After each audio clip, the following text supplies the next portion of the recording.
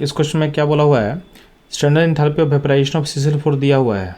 तो CCl4 का standard enthalpy of vaporisation दिया हुआ है 30.5 किलो जूल पर मोल। ठीक है, तो बोला गया heat required for vaporisation of 284 gram of CCl4 आपको पता करना है कांस्टेंट टेम्परेचर पे in terms of kilo joule. तो ध्यान देना, आपको पहले पता कर लो कि कितना मोल आपका 284 ग्राम में होगा CCl4 का।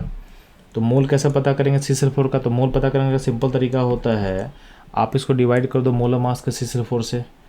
तो 284 को डिवाइड करोगे मोलर मास से। अब मोलर मास जो CCl4 का होता है, तो आपको सारा एटम का मास दिया हुआ है, तो CCl4 का जो मोलर मास होगा ये होता है 154। तो यहाँ पे 154 से डिवाइड किए तो मेरे को मोल मिल गया।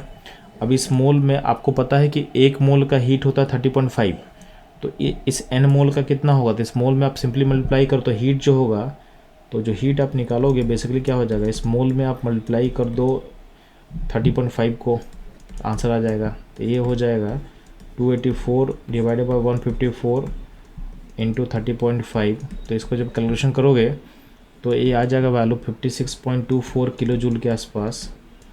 अब इसका जो नियरेस्ट इंटीजर होगा वो ऑलमोस्ट हो जाएगा 56। ठीक है, तो इसका आंसर आप बोलोगे 56 किलो जूल। तो चलो ये था इस क्वेश्चन का एनालिसिस एंड सॉल्यूशन। मूव करते हैं हम लोग नेक्स्ट क्वेश्चन पे।